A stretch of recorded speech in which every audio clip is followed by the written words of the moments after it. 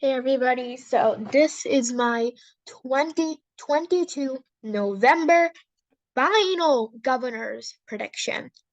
Now, okay, I would like to put something through.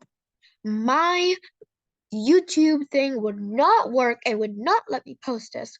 So I have to basically just make the prediction myself without showing you like what. And then now I can just like present it and like explain my reasoning. So let's start from east to west coast. Oregon, well, Tina Kodak is like really gaining in the polls from like last time I made this. Yeah, she's like leading by 3 in the polling aggregate, and Betsy Johnson, like okay, as Betsy Johnson's polls numbers go down, Tina Kodak's is going up. Nelson Research did have this, and then Tina Kodak's internal did only have her up by 2. But then Trafalgar, a very Republican pollster, only had her up by 1. And then this unrated Nelson Research, wait, never mind. So yeah, basically, it's not the best look for the Republicans, like at all. So I think Democrats hold it narrowly, but I think they do. Speaking of news, Nevada is like Republicans are leading by quite a bit. Joe Lombardo, I think, has a fair shot at winning because of the fact Steve Sisolak, not his COVID policies aren't really that much liked by Nevadans. And then Joe Lombardo is a very popular sheriff from Clark County, like most populous county. So if you can get that like under 6, have Washoe County and solidify Carson City, you'll win the election. Nevada, and I think that's exactly what he'll do. Adam Laxalt and Joe Lombardo will probably help each other like get across the finish line. So I think Republicans reclaim their governorship in Nevada with Joe Lombardo.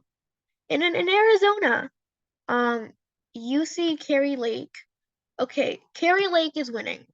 If Kari Lake does not win, I will be super surprised.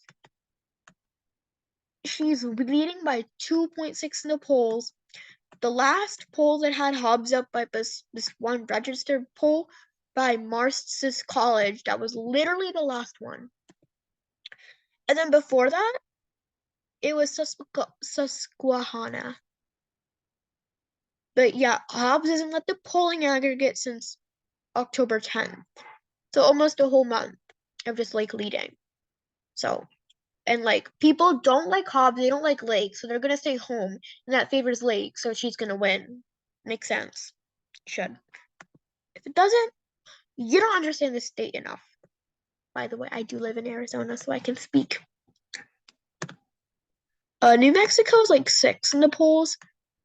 It's so okay. Well, maybe I could move this down to lean, but I don't know. I'll move it down to lean. I'll keep it at like a 4-point margin. Yeah. So let's go on to Kansas. So this is like my super hot take of the video. I think the Republicans narrowly win in Kansas because, okay, so there's this guy, his name is Jerry Moran. He's like the very kind of popular Republican governor who outperforms Trump both times. If you actually take a look at the Senate result, uh, okay, maybe not Roger. So Jerry Moran won by 30 in a year Trump only won by what, 20? And then in 2010, he won by 43. So that could have just been because of the wave. But 2004, oh wait, no, that's not. So either way, Jerry Moran constantly overperforms. And since he's going to be on the ballot this time, I think it's going to help him. And the abortion referendum is already over. Laura Kelly is honestly not as popular as other governors in different partisanship states. Like, she's not as popular as Hogan, what's the name, Baker, and then these Vermont, New Hampshire, or New Phil Scott.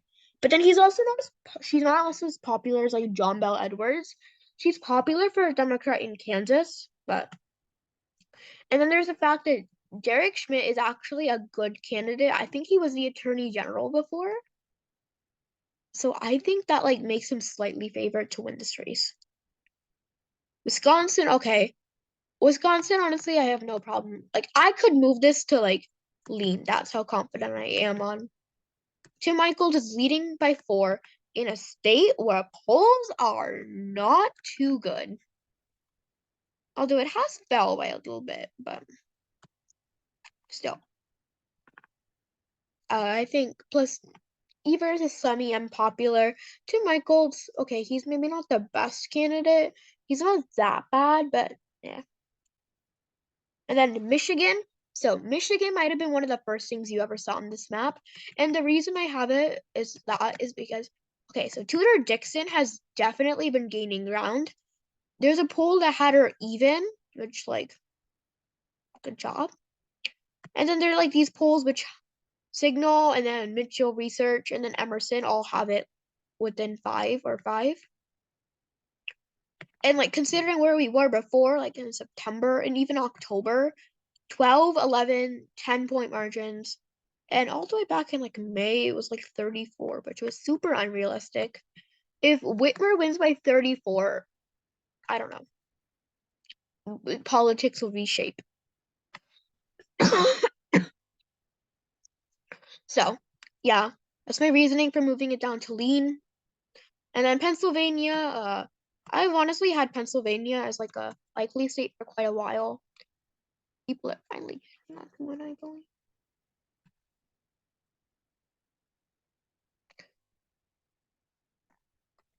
Did I do it? Nope, I did not do it. Oh, I'm actually made a mistake.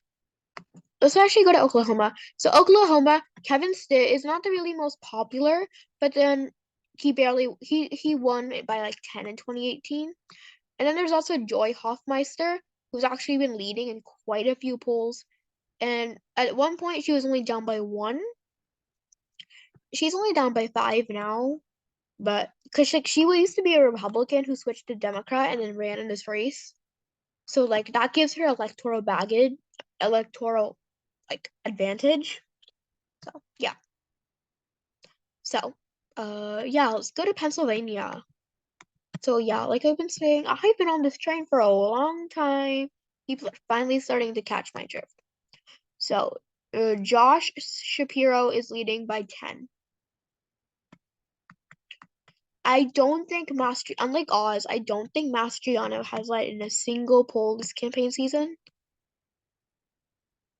Yeah, so if Trafalgar has Shapiro up by 4, the best look.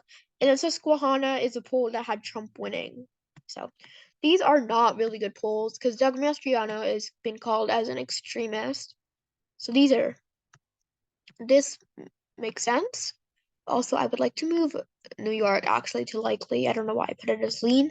I think it will be closer to lean than safe, but if Lee Zeldin wins, I definitely won't be surprised. Like, I'm not gonna be surprised if he wins because I'm kind of expecting it. Because Kathy Hochul, very unpopular. She's only leading by 7. And, like, Trafalgar had Zeldin up. And then there was a few polls, and then yeah, I think. Yeah. Oh, and then Iowa and Ohio. These two incumbents, Reynolds and DeWine, are very popular. So I think that will contribute to their victory. And then New York, yeah, polls horrible for Kathy Hochul. Crime's a huge deal. Lee Zeldin is gonna galvanize like literally everybody, everywhere, except like he's not gonna win. If he wins, I'll be happy just because like it's weird to see a Republican in New York but a Democrat in Pennsylvania. That could happen. That is the most likely outcome in my scenario. And then yeah, Rhode Island, very unpopular Democrat. They don't like their incumbents in that state. And then Georgia, I think Kemp will go past the runoff. Yeah. Kemp will get past the runoff. Ron DeSantis and Greg Abbott are pretty popular in their states. They're going to win easily. Anyway, that is my last ever governor prediction. Republicans gain 1 seat, not 1 seat, and flip the seats of Nevada and Kansas, Wisconsin. Democrats flip Maryland and Massachusetts. Anyway, see you next time. This is the last video about the 2022 elections I will ever make in my whole life, except for Georgia, if it comes down to a runoff. But this is like the last, this is the last governor's election I will ever make in my whole life for 2022. Thank you for being here. See you next time. Bye. Because, I will be posting. Because I'm not stopping the channel just because this is over. I'll probably post a video about what I got wrong, what I got right, what was shocking, and stuff like that. So I'll see you then. Bye.